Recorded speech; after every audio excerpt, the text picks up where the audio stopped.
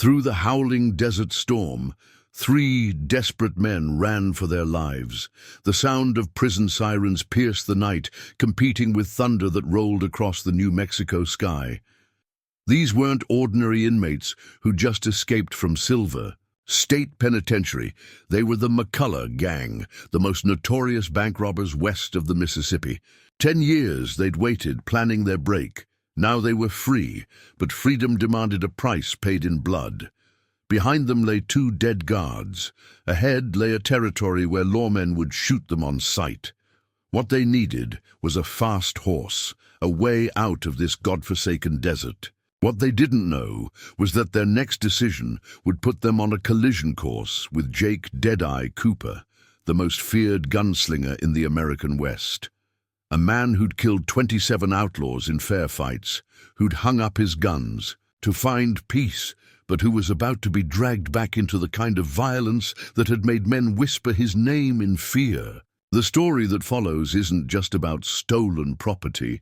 It's about how 3 desperate men learned why some legends are better left undisturbed. Before we jump back in, tell us where you're tuning in from, and if this story touches you, make sure you're subscribed, because tomorrow I've saved something extra special for you. Dawn painted the Mason Valley in shades of gold and crimson as Jake Cooper walked his fence line, the morning dew soaking his worn boots.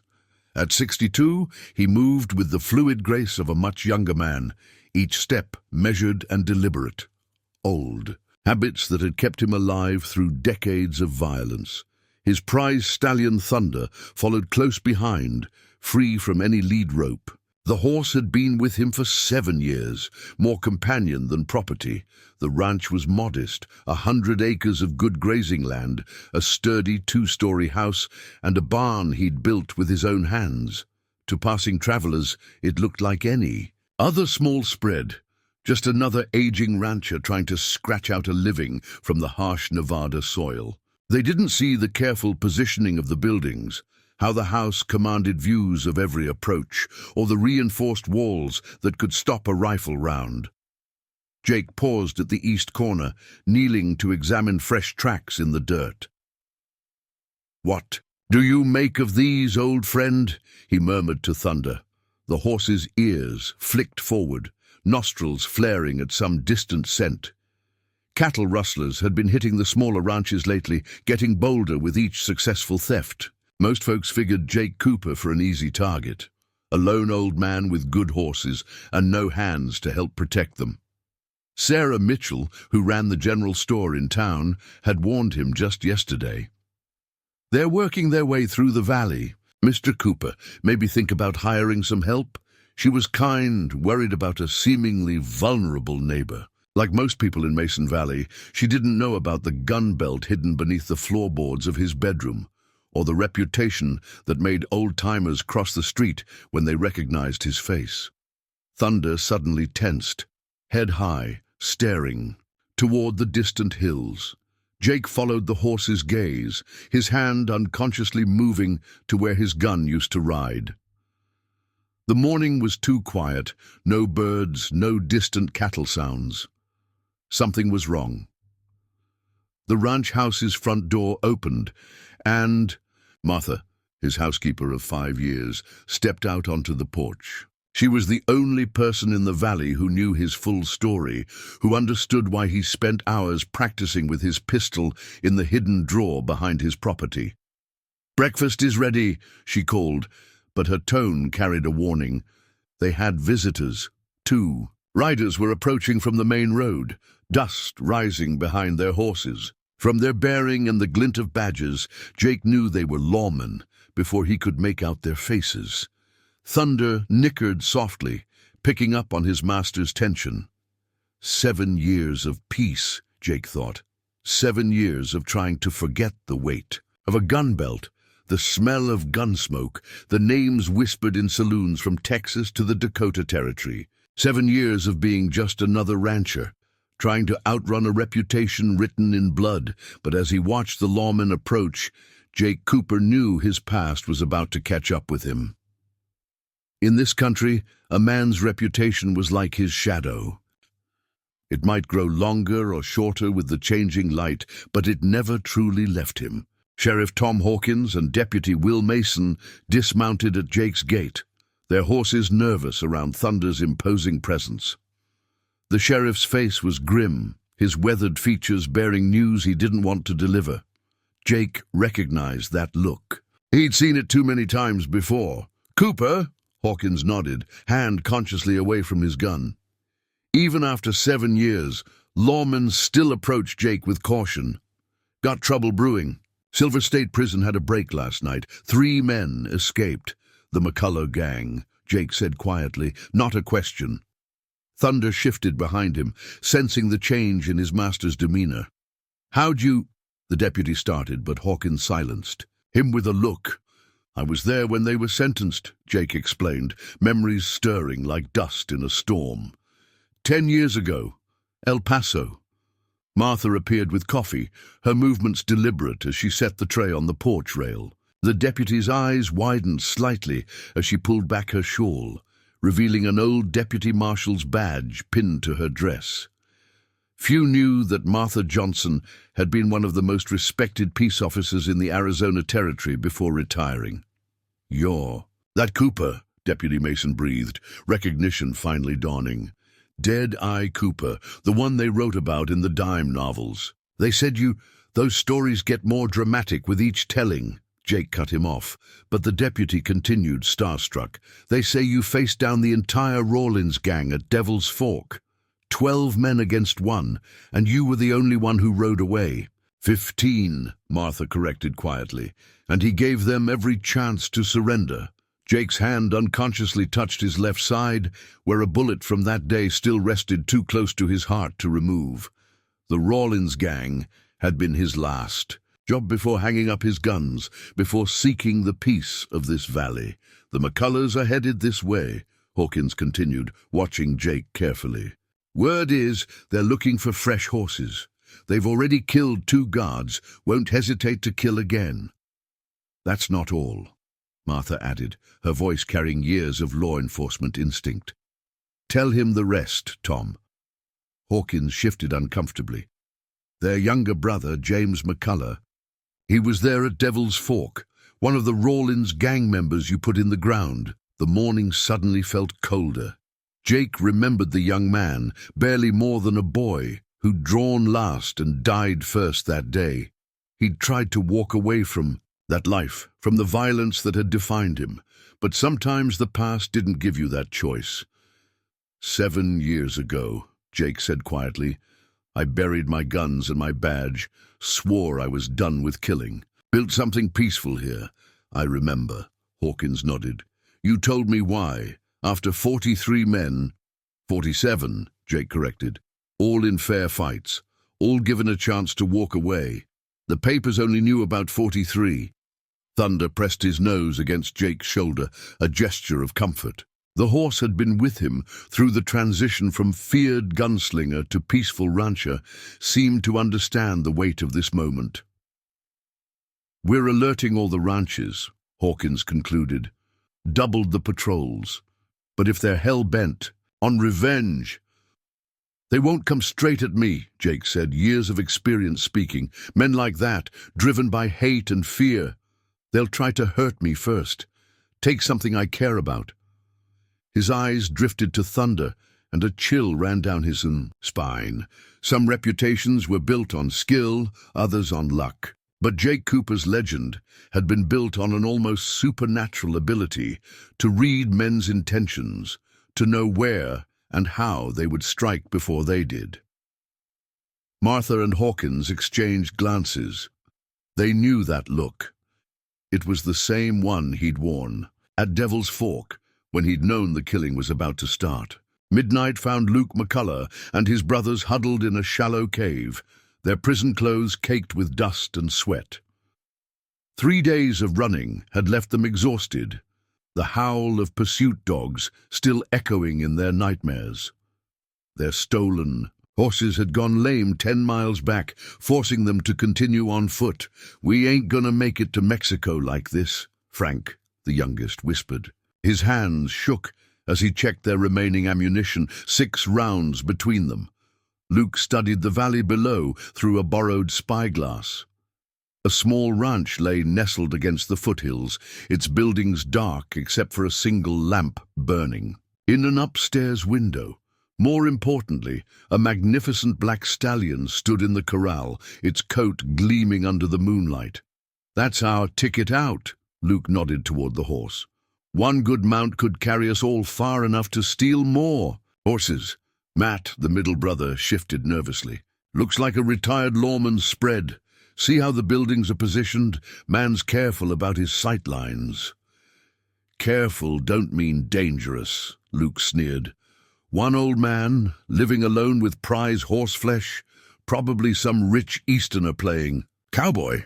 Besides, we ain't asking to buy." They waited another hour, watching the last light go out. The wind carried the distant baying of hounds. The prison pursuit was getting closer. It was now or never. Luke led them down the slope, keeping to the shadows. The stallion raised its head as they approached, but made no sound. Smart horse, Luke thought, worth more than just transportation. Frank worked the corral gate while Matt stood watch. The stallion backed away, showing more intelligence than typical ranch stock. Luke pulled a sugar cube from his pocket, lifted from the prison kitchen days ago, saved for just such a need. "Easy, big fellow," he coaxed. "Just need to borrow your speed for a while." The horse's ears flicked forward, nostrils testing the air. For a moment, Luke thought it would bolt, but then it stepped forward, elegant and proud. Its muscles rippled with barely contained power as it accepted the treat. "Throw the saddle on," Luke ordered. "Quick and quiet." Matt found tack hanging in the corral shed. The stallion accepted the saddle without protest, but something about its calm demeanor made the hair on Luke's neck stand up. This was no ordinary ranch horse. "Someone's coming," Frank hissed. Lantern light had appeared in the house's lower window. Luke didn't hesitate. He swung into the saddle, reaching down to pull Frank up behind him. Matt barely managed to grab the horse's trailing lead rope as Luke spurred it into motion. The stallion's power was incredible. It cleared the corral fence in a single bound, hooves barely touching ground, before launching into a full gallop. Behind them, a door slammed open. A man's voice cut through the night. "Thunder! Whoa!" But the horse was already running, carrying its stolen burden into the darkness. The last thing Luke heard was the distinctive sound of a Winchester lever being worked. "He won't shoot," Luke assured his brothers as they thundered away. "Not with his precious horse between us and him." They rode hard for an hour, putting miles between themselves and the ranch. Only then did Frank speak, his voice shaking. "Luke, that voice back there, did it sound familiar to you?" "Just some rancher." Luke dismissed it, but a cold feeling was growing in his gut. Something about that commanding tone, the way the horse had been so well trained. "Luke," Matt said quietly, What if we just stole from someone we shouldn't have?" But it was too late for second thoughts. They had their escape mount, and come morning, they'd be halfway to Mexico. One old rancher, no matter who he was, couldn't change that. They were wrong. Jake Cooper stood in the empty corral, reading the story written in the disturbed earth. Martha watched from the porch, a Winchester cradled in her arms as he knelt to examine the tracks. 7 years of peace fell away like autumn leaves as he processed the scene with cold precision. 3 men, he said quietly, fingers tracing the indentations. One heavy, probably Luke McCullough. Prison-issue boots, all of them. They came from the North Ridge. He lifted a few grains of dirt, rubbing them between his fingers. Been on foot a while. Desperate. "You could let the law handle this," Martha suggested, but her tone said she already knew the answer. Jake moved to the corral gate, noting the careful way it had been opened. They're professionals, knew enough to oil the hinges first. His eyes narrowed at a small white crystal in the dust. "Sugar cube, they planned this." He straightened, eyes scanning the horizon. The moon was setting, but he had maybe 5 hours. Until dawn, Thunder's tracks led south towards the Mexican border, smart but predictable. Without a word, Jake walked to the house. Martha followed him inside, watching as he knelt by his bed and pried up the loose floorboard. The oiled leather gun belt lay exactly as it had for 7 years, wrapped around a Colt single-action army revolver with pristine ivory grips. "You sure about this?" Martha asked. "Those boys, they're killers, Jake, young and fast." Jake unwrapped the gun belt slowly, reverently. "They're also scared, running hard, and don't know who they've stolen from." He checked the cylinder, 6 rounds, still perfectly maintained. He'd cleaned it every Sunday, a habit he couldn't break. "That makes them dangerous." "More dangerous than the Rawlins gang." Jake strapped on the gun belt, muscle memory making the motion fluid despite the years. The weight felt familiar, like greeting an old friend, or maybe an old demon. "The Rawlins gang knew who I was," he said, moving to a trunk in the corner. "Knew what they were walking into, these boys." He pulled out a black duster coat, the leather well-oiled and supple. "I think they stole from some peaceful rancher." Martha watched him transform, each item he retrieved. The special boots with the reinforced steel shanks, the low-crowned black hat, the cartridge belt, seemed to strip away another layer of the peaceful farmer, revealing the legendary gunslinger beneath. "Sheriff Hawkins will have posses out by dawn," she said. "They'll be looking for 3 prisoners heading south." Jake checked his spare ammunition. "But Thunder's smart. He'll lead them east first, towards water. They won't know he's trained to do that, and you? I'll be waiting." He strapped on his spurs, not the plain working ones he'd used for ranching, but distinctive silver ones that had once made his footsteps instantly recognizable in any saloon from Texas to Montana. "At Broken Rock Canyon, where Thunder knows. To go if he's ever stolen." Martha nodded slowly. "I'll have coffee ready when you return." "Martha," he paused at the door. "If I don't make it back, you'll make it back," she cut him off. "You're Jake Cooper. But more importantly, you're not hunting them. You're just going to get your horse." A ghost of a smile touched his lips. "That's right, just getting my horse." But they both knew that once Jake Cooper strapped on his gun, things rarely ended peacefully. He stepped out into the night, his spurs ringing with each step. High above, a shooting star traced a fiery path across the sky. In the old days, they used to say that when Death's accountant rode, the stars themselves tried to flee. Dawn hadn't yet broken when Sheriff Hawkins found Jake at the crossroads, already mounted on his spare horse. The old lawman barely recognized him. Gone was the peaceful rancher. In his place sat a figure from a dozen wanted posters and dime novel covers. The black duster coat rippled in the pre-dawn breeze, the silver spurs catching starlight like tiny mirrors. "Thought I might find you here," Hawkins said, reining his horse to a stop. "Got 3 posses forming up in town. Could use a man with your tracking skills." "You know I can't do that, Tom." Jake's voice was different too, harder, carrying the weight of his past. "Official pursuit means rules, procedures. Those boys have my horse, and if they figure out who's after them, then they'll make mistakes. Fear does that to men." Hawkins shifted in his saddle. "There's something else you should know. Got a wire from El Paso. Seems the McCulloughs had help breaking out. Someone with money, hiring professionals. This isn't just about escape anymore." Jake checked his saddle straps, his movements deliberate. "Revenge, then, for their brother at Devil's Fork." "Jake." Hawkins hesitated. "These boys, they've got friends, bad ones. Word is the remnants of the Rawlins gang are backing them, waiting down south to help them cross into Mexico."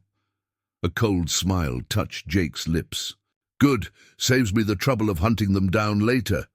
"You're not 25 anymore," Hawkins pressed. "Let the law handle this." Like the law handled the Rawlins gang? 15 men dead, 3 lawmen's families left without fathers before. "They called me in." Jake turned in his saddle, and Hawkins fought the urge to back away. "I've spent 7 years trying to forget what I am, Tom, but some things you can't escape." As if to emphasize his point, a rifle shot cracked across the valley. The bullet kicked up dust near Jake's horse, but neither he nor his mount flinched.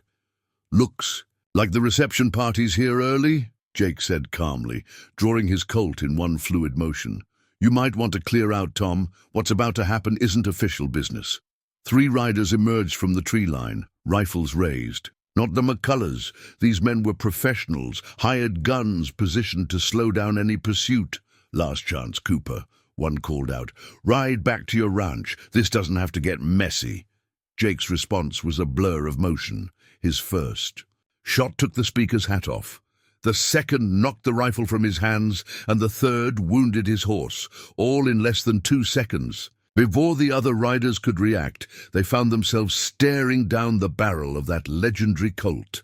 "That was me being nice," Jake called out, his voice carrying across the sudden silence. "Next 3 shots go about 2 feet lower. You're a choice." The riders wheeled their horses and fled, leaving their companion's wounded mount behind. Jake holstered his gun with the same fluid grace.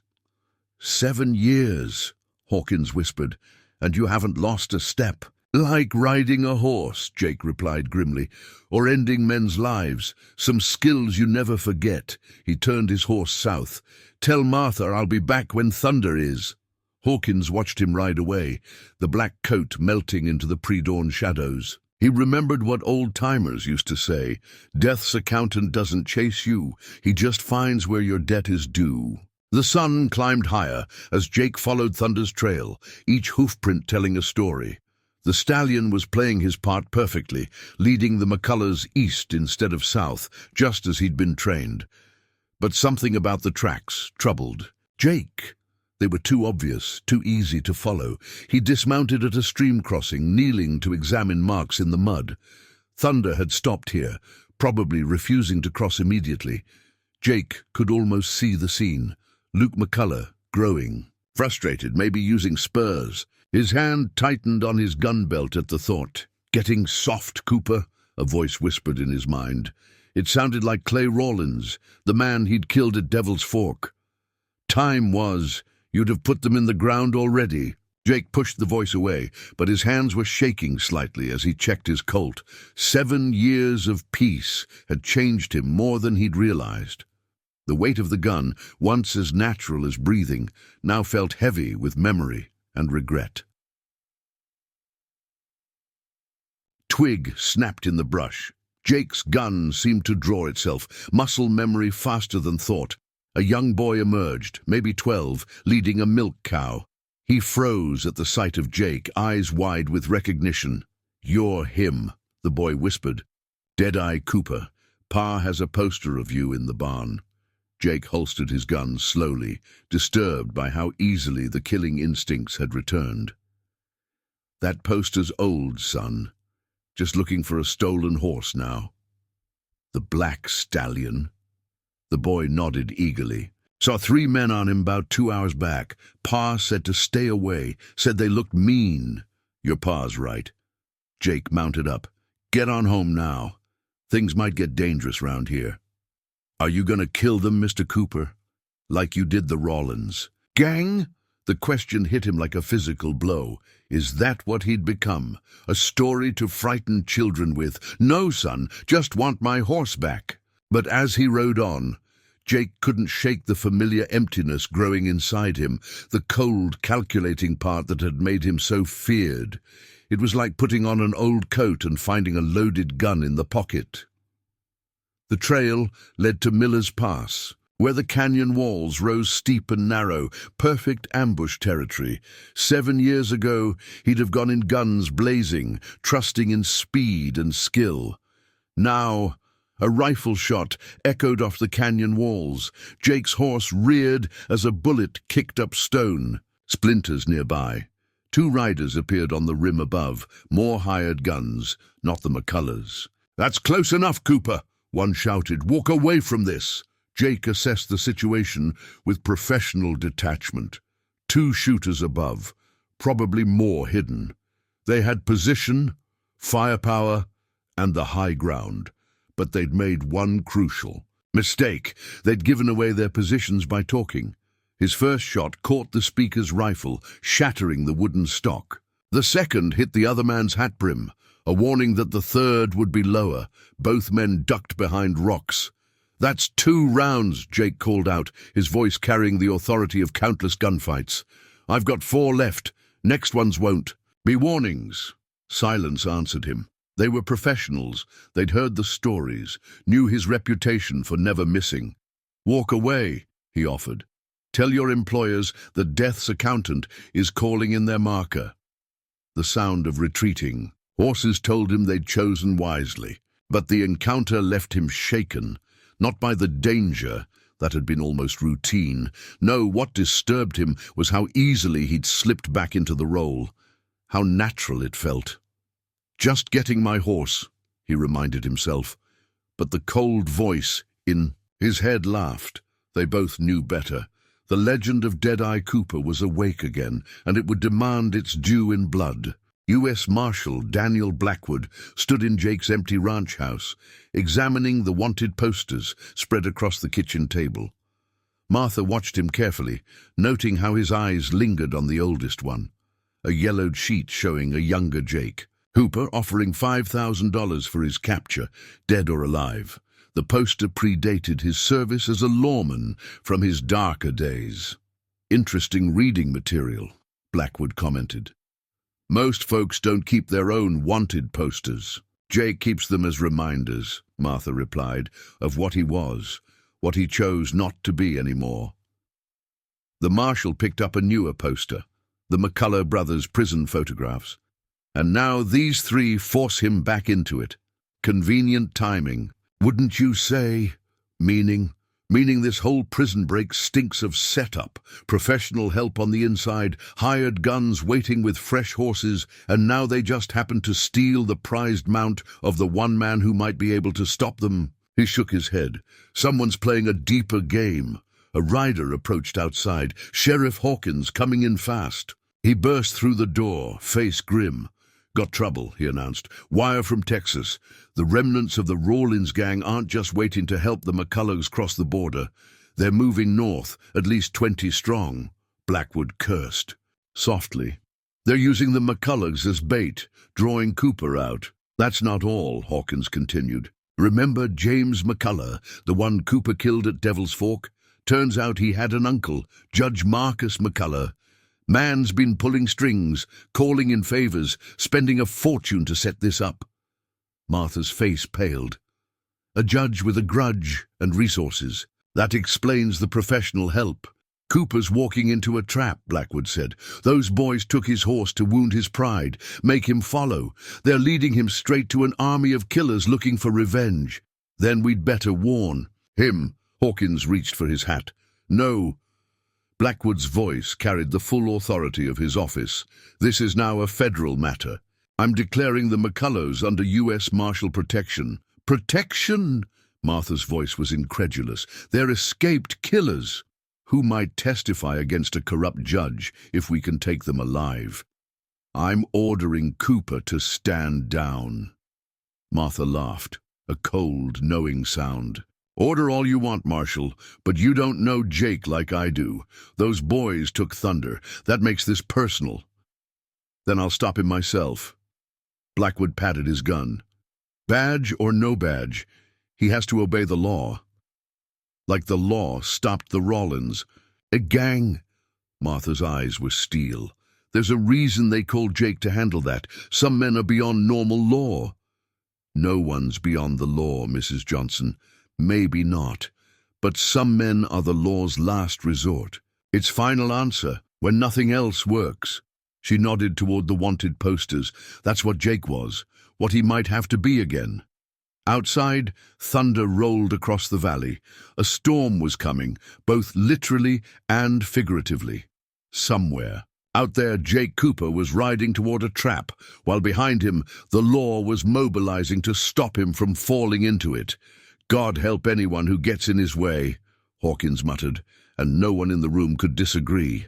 The homestead was still smoldering when Jake rode up, 2 days behind the McCulloughs, but the ashes told their story clearly enough. A family's dreams reduced to charred timber and smoke. Thunder's tracks led straight through the yard. An old, Man sat on what remained of his porch steps, a blood-stained bandage around his head. His wife worked silently beside him, packing what little they'd salvaged into a wagon. "Cooper," the old man nodded, recognizing him. "Figured you'd be along." Eventually, following their trail, Jake dismounted, studying the scene.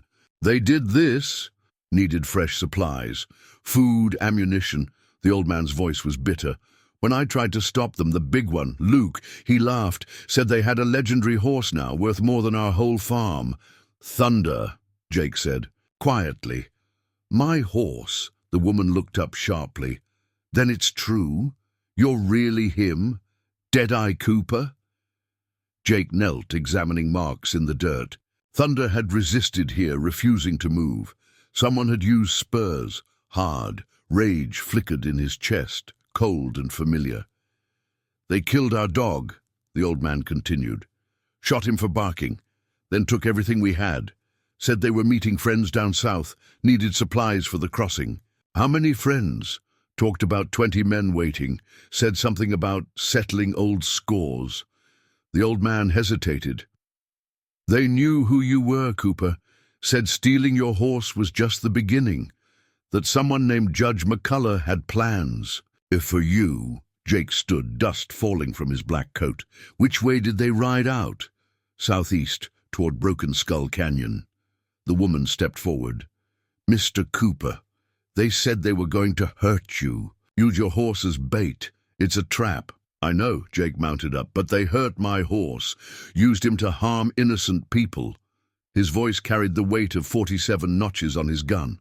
"That's a debt that needs settling." "There's 20 men waiting," the old man warned. Jake checked his gun belt. "Then I'll need more ammunition." He left them what money he had, plus his spare canteen. As he rode out, the old man called after him. "They say you gave up killing. Cooper, that you found peace." Jake didn't look back. "Peace found me, but sometimes peace needs teeth." The trail led into rougher country. More homesteads showed signs of the McCulloughs passing. Broken doors, stolen horses, terrorized families. But something was changing. Thunder's tracks showed he was fighting more, resisting their control. The stallion was leading them, Jake realized, straight toward Broken Rock Canyon, where he'd trained Thunder to go, if ever stolen, where Jake had cached weapons and supplies years ago, just in case his past caught up with him.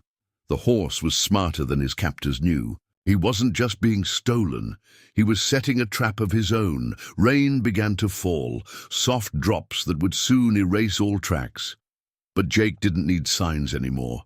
He knew where this would end.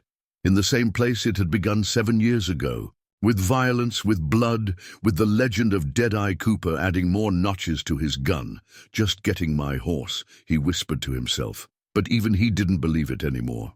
Lost Hope had been a silver mining town once, before the veins ran dry and dreams turned to dust. Now its empty buildings stood like tombstones against the stormy sky, perfect cover for an ambush. Thunder's tracks led straight down the main street, too perfect to be anything but an invitation.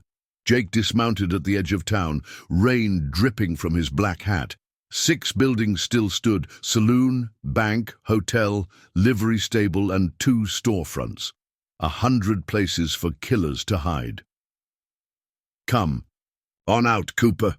Luke McCullough's voice echoed from somewhere ahead. "Your horse is getting mighty tired of our company." A whinny followed. Thunder, somewhere in the livery stable. Jake's hand moved to his Colt, but he forced it still. This wasn't the time for fast draws and glory shots. This was chess, not poker. "Just want my horse back, Luke," he called out, voice carrying despite the rain. "Give him up now. Ride away, we can end this peaceful." Laughter answered him, multiple voices, more than 3. The McCulloughs had found some of their waiting friends early. "Peaceful?" Luke shouted back. "Like you were peaceful with our brother. James shot him dead at Devil's Fork without giving him a chance. He drew first." Jake moved carefully toward the hotel's shelter. "I gave him every chance to walk away." "That's not how Uncle Marcus tells it. Says you murdered him in cold blood. Says you've got to answer for that." Thunder whinnied again, this time in pain. The sound froze Jake's blood. "Touch my horse again." His voice dropped to a deadly whisper that somehow carried through the rain. "And they won't find enough of you to bury." More laughter, but nervous this time. They'd heard that tone before, in other men's threats, but this was different. This was Deadeye Cooper, the man who'd ended the Rawlins gang single-handed. A shot cracked out. Jake was moving before the bullet, struck where he'd been standing. His first return shot caught the shooter's shoulder, spinning him out of the hotel window. His second disarmed another man trying to flank from behind the bank. "That's two," Jake called out calmly. "I count at least 6 more of you. Anyone else want to test the stories?" "Kill him!" Luke screamed. "What are you waiting for? Kill him!" Gunfire erupted from multiple positions. Jake rolled behind a water trough, bullets splintering wood around him. 2 men rushed him from the saloon, hired guns by their look. His Colt barked twice. They fell. 4, he counted quietly, reloading with practiced speed. A dynamite stick arced through the rain toward him. Jake's shot hit it in midair, the explosion blowing out the saloon's front windows. Through the smoke, he caught movement in the livery stable, Frank McCullough trying to mount Thunder. The horse reared, throwing him hard against the wall. "Good boy. Last chance," Jake announced, his voice carrying the weight of absolute certainty. "Let my horse go. Surrender to the law, or this ends the way Devil's Fork did." "Uncle Marcus sends his regards," Luke shouted back. "Says to tell you, this is just the beginning." Another dynamite stick flew. This time Jake's shot sent it back through the window it came from. The explosion shook the empty town. Through the settling dust and rain, Jake Cooper walked like a ghost from mankind's violent past, Colt smoking in his hand. 4 men lay wounded, but alive. 2 more had fled. And in the livery stable, the McCullough brothers were about to learn why some legends are better left alone. The livery stable went quiet as Jake approached, rain drumming on the tin roof. Thunder's soft nickering guided him through the gloom. The McCullough brothers waited in the shadows, but something felt wrong. The setup was too perfect, too practiced, figured. "It out yet, Cooper?" A new voice, familiar as an old nightmare. William Rawlins stepped from behind a stall, grey-streaked hair and a face weathered by years in hiding. Clay Rawlins' younger brother, the only one who'd escaped Devil's Fork. "Been a while, Will." Jake's gun didn't waver. "Thought you were dead." "Disappointed?" "That depends. You behind all this?" Rawlins smiled, cold as a rattler. "Me? Nah, I'm just the hired help. Judge McCullough's the one you want. Man with the plan, man with the money. See, he didn't just lose a nephew at Devil's Fork. He lost a partner." The pieces clicked into place. The judge was backing the Rawlins gang. Smart as ever, Cooper. James McCullough wasn't just some kid running with us. He was the judge's spy, making sure his investment was protected. Rawlins spread his hands. "Then you came along, killed the boy, scattered the gang, cost the judge a fortune." Luke McCullough emerged from the shadows, Thunder's reins in his hand. The horse's sides showed marks from spurs, but his eyes were alert, watching Jake. "Uncle, Marcus spent 7 years planning this," Luke said, "waiting until you'd gone soft, got comfortable. Then we hit you where it hurt, took something you loved, made you come after us." "Led me into a trap," Jake finished. "But not here. This is just the warm-up." "Smart man." Rawlins nodded appreciatively. "Judge has 30 men waiting at Broken. Rock Canyon. Professional killers, not these hired guns you dealt with outside. He wants you to know what's coming, wants you to have time to fear it." "Should have killed me here, then." "Oh, we're going to kill you, Cooper." Luke yanked Thunder's reins, making the horse snort in pain. "But first, we're going to make you watch us break this fine animal. Show you what helpless feels like." Jake's voice went deadly quiet. "Touch my horse again, boy, and they won't find enough of you to bury." Big words from an old man. Matt McCullough stepped up beside his brother. "Way we hear it, you've gone soft. 7 years of playing rancher, trying. to forget what you are. Want to test that theory? Frank McCullough cocked his rifle in the shadows. 4 of us, 1 of you, and even if you win, 30 more waiting. Time's caught up with you, Cooper. Maybe. Jake's eyes never left Thunder. But you boys made 3 mistakes. First, you hurt innocent people along the way. Second, you hurt my horse. His thumb eased the thong off his hammer. But your biggest mistake? You gave me time to count your shots during that fight outside. You're all running low on ammunition. The stable erupted in violence and thunder. Later, people would argue about what happened next. But Martha always said Jake told it best. Sometimes, he'd say quietly, a legend isn't about being the fastest. It's about knowing things other men don't think to count. Smoke curled from Jake's Colt as he stepped over William Rawlins' unconscious form. The McCullough brothers lay scattered across the stable floor, alive, but wishing they weren't. Only Luke remained semi-conscious, blood seeping from his shoulder. Wound? 7 years, Luke coughed, and you still move like lightning. Thunder trotted to Jake's side, nuzzling his shoulder. Beyond the fresh spur marks, the horse seemed unharmed. Jake checked him over carefully before turning back to Luke. Talk, he commanded. The whole truth this time. You don't get it yet, do you? Luke laughed, then winced. This was never about James or the judge's money. It's about what you found at Devil's Fork. Jake went still. The ledger. 7 years ago, you didn't just break the Rawlins gang. You found proof of every judge, every lawman, every politician on their payroll.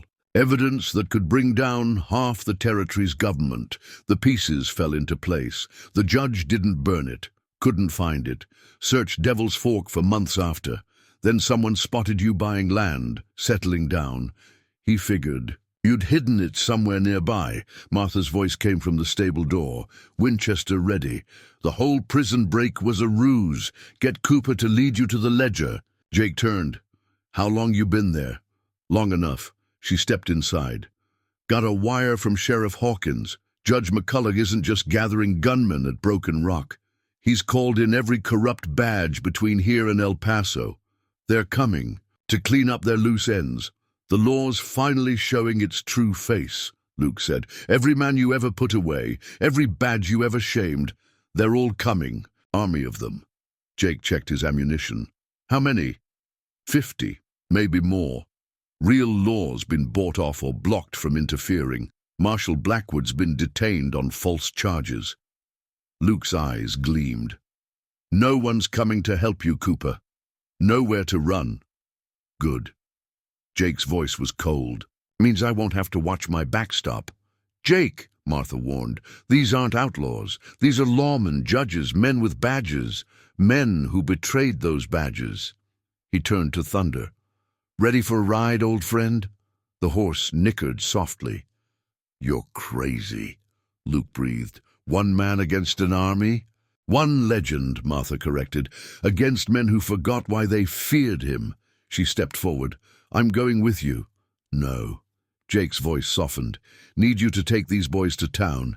Get word to honest lawmen about what's coming. And Martha, he pulled a folded paper from his coat. This map leads to the ledger. If I don't make it, she took it, understanding.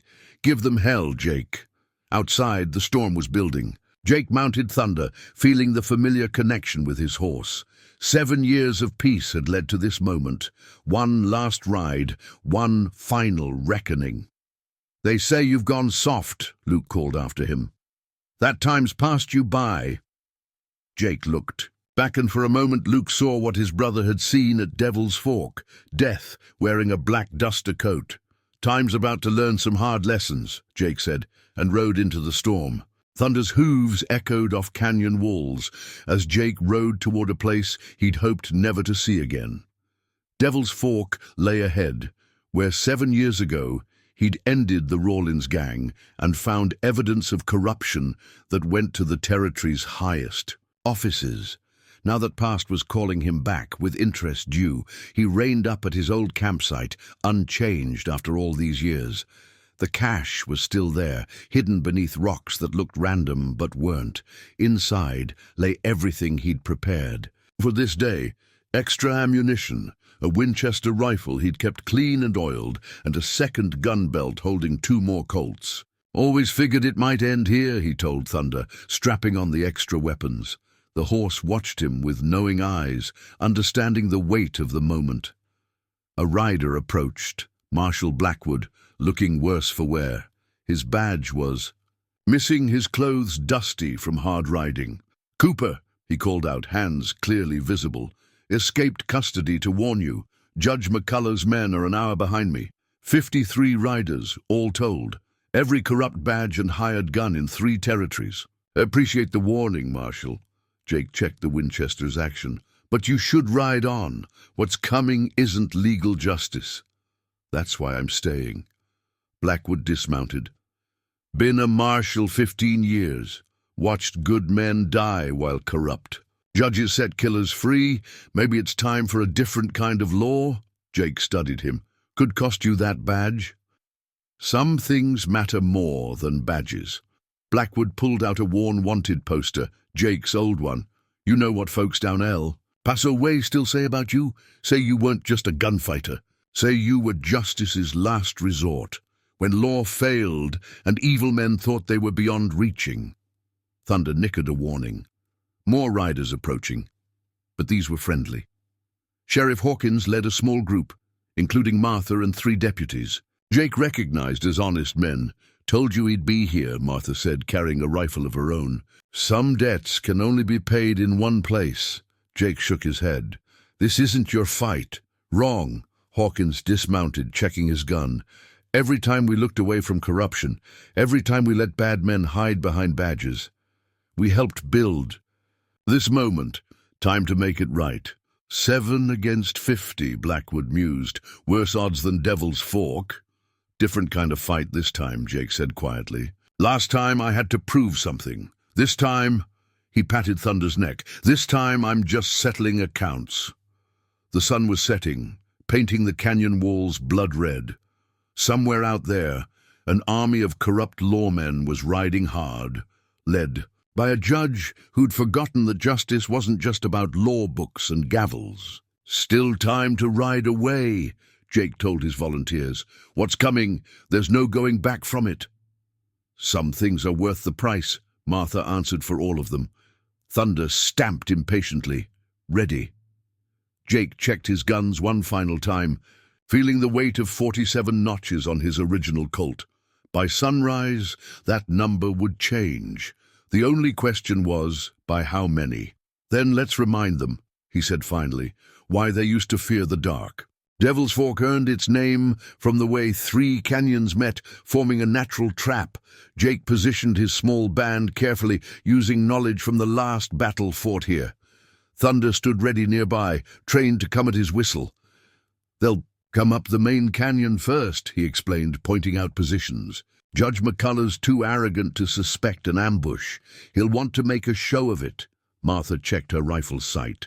"What changed you, Jake? 7 years ago, at the first Devil's Fork?" Jake was quiet for a moment, watching the setting sun. Paint shadows across the canyon walls. "Killed 15 men that day, all legal, all deserved.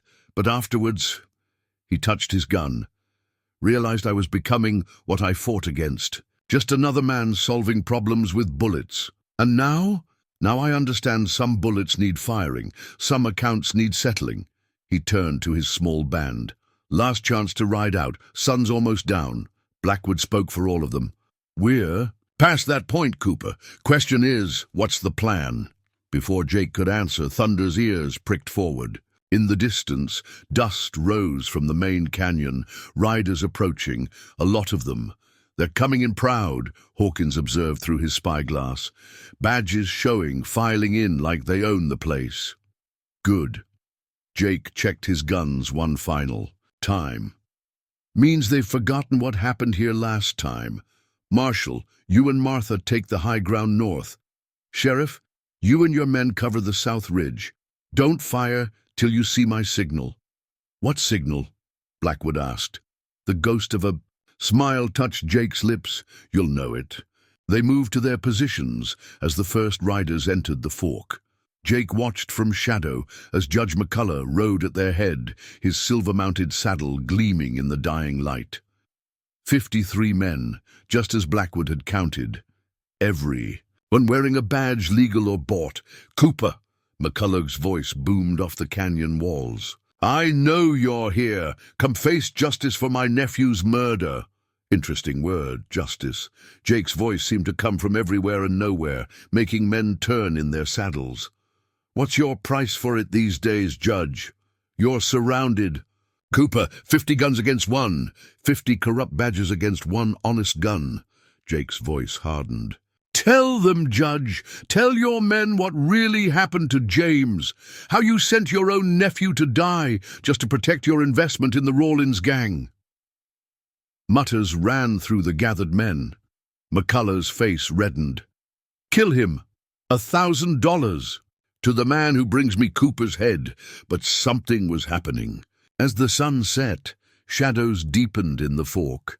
Men who'd spent years hearing legends about Deadeye Cooper began to shift nervously in their saddles. They'd come expecting to overwhelm an aging gunfighter. Instead, they felt like prey. Thunders, distant whinny echoed off the canyon walls, sounding almost like laughter. "Last chance," Jake's voice carried to every ear. "Throw down your badges and guns. Face proper justice for your crimes. Or learn why they really called this place Devil's Fork." The judge drew his pistol. "You're not a legend anymore, Cooper. You're just an old man hiding in the dark."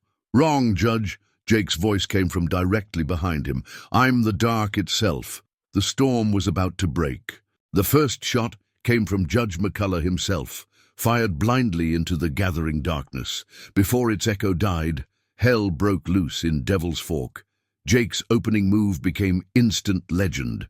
3 shots, so close together they sounded like one. Unseated 3 corrupt deputies who'd been about to fire on Martha's position. No killing shots, just precise strikes that sent men tumbling from their saddles. "Spread out," McCullough screamed, but panic was already setting in. More shots came from the ridges. Hawkins and his men picking their targets carefully, following Jake's example. Wounded men and riderless horses added to the chaos. Thunder appeared like a ghost on the ridge, drawing fire. In that instant of distraction, Jake struck again. 2 more shots dropped guns from hands. Another knocked a badge clean off a corrupt sheriff's chest. "He's toying with us," someone shouted. The words carried terror. 20 years wearing that badge, Jake's voice echoed. "And you still can't shoot straight, Wilson." "Makes sense, though. Hard to aim when you're used to shooting unarmed men in the back." More panic. These men had built careers on intimidation, on having superior numbers. Now they were being picked apart by an invisible force that knew their names, knew their crimes. "Form a line," McCullough ordered. "Push north. He can't be everywhere." "Good advice," Jake's voice came from behind their new position. "Wrong direction." 6 more shots, 6 more men disarmed. No killing blows, but each shot struck with surgical precision. Gun hands, shoulders, badges, each accompanied by a calm recitation. Thompson took bribes to let murderers escape. Williams falsified evidence for money. Davis killed 2 innocent men and called it self-defense. Martha's rifle cracked from above, stopping a flanking attempt. Blackwood's position erupted next, cutting off their retreat. The corrupt force was being herded, compressed into a killing ground. "Stop running!" McCullough screamed. "He's one man." One man. Jake stepped into view, Colts gleaming. "I'm every honest badge you've tarnished, every innocent life you've destroyed, every law you've twisted for profit." Thunder appeared beside him, a war horse ready for battle. In the dying light, horse and rider looked like something from an apocalyptic vision. "Last chance," Jake announced. "Throw down your weapons, face proper justice, or we do this the hard way." For a moment it seemed sense might prevail. Then McCullough fired, the bullet cutting a line across Jake's cheek. "The hard way," Jake nodded, blood mixing with rain on his face. So be it. What followed would be talked about in whispers for decades. They said Deadeye Cooper moved like lightning, each shot finding its mark with supernatural precision. They said corrupt men screamed their crimes to the sky as his bullets found them. They said justice itself rode through Devil's Fork that night, wearing a black duster coat. But most of all, they said that legends never die. They just wait for the right moment to remind people why they became legends in the first place. Devil's Fork lay silent, except for the moans of wounded men and the steady drum of rain. 53 corrupt badges glinted in the mud, their owners disarmed and captured. Only Judge McCullough remained standing, his silver-mounted pistol trained. "On Jake, you've lost, Marcus," Jake said quietly. "Look around, your army's done, your power's finished. Always so righteous, Cooper." The judge's hand trembled slightly. "You think this changes anything? There'll be more like me. Power and money will always trump your kind of justice." Thunder stood steady beside Jake, who hadn't drawn either of his Colts. "Maybe, but not today. Today, accounts come due. Like James's account." McCullough's voice cracked. "He was just a boy you sent to ride with killers, your own blood, used as a spy." Jake took a step forward. "Tell them, Judge. Tell your men how you sacrificed your nephew for profit." "I made him strong. You made him dead." Another step. "Sent him to Devil's Fork with blood on his hands, too young to know better. When he drew on me, was that your order too?" Martha's voice carried from the ridge. "Jake, he's got a derringer in his sleeve." "Of course he does." Jake hadn't stopped moving. "Men like him always keep a hidden blade, don't you, Judge? Like the evidence you buried, the witnesses who disappeared, the honest men who died in accidents." McCullough's eyes darted between Jake and Thunder. "Stay back, I'll kill you both." "No." Jake's voice carried absolute certainty. "You won't." The judge's nerve broke. The derringer appeared in his left hand, aimed at Thunder. His main pistol targeted Jake's heart. What happened? Next became another chapter in the legend. Jake's draw was invisible to the human eye. His first shot took McCullough's main gun. His second knocked the derringer away. The third bullet shot the judge's badge off his chest with surgical precision. "That was for James," Jake said softly. "For using your own blood as a pawn." "McCullough," he fell to his knees. "Just kill me and be done with it." "No." Jake holstered his smoking Colt. "You'll live. You'll face trial. Every corrupt deal, every murder, every crime you've hidden, it all comes to light. James's story, too. You can't prove any of it." Jake pulled a worn leather ledger from his duster. 7 years, Judge. 7 years I've guarded this evidence, waiting for you to make your move. Now every name, every crime, every blood-stained dollar gets exposed." Thunder nudged the fallen judge contemptuously as U.S. Marshal Blackwood approached with handcuffs. 47 notches on your gun," McCullough said bitterly. "And you choose now to show mercy?" "Not mercy." Jake's eyes were cold as mountain snow. "Justice, real justice, not the kind you sell by the dollar. The kind that makes men face what they've done." Dawn was breaking over Devil's Fork as Jake mounted. "Thunder." Martha rode up beside him. "Where will you go now?" Jake looked east toward his ranch and the peace he'd found there. "Home. There's fences need mending." Behind him, the legend of Deadeye Cooper had grown into something new. Not just a killer who never missed, but a shadow of justice that waited in the dark, watching for men who thought themselves above the law. Some said it was his last fight. Others claimed he still rides the territories, Thunder at his side, settling. Accounts that no court can balance, but all agreed on one thing.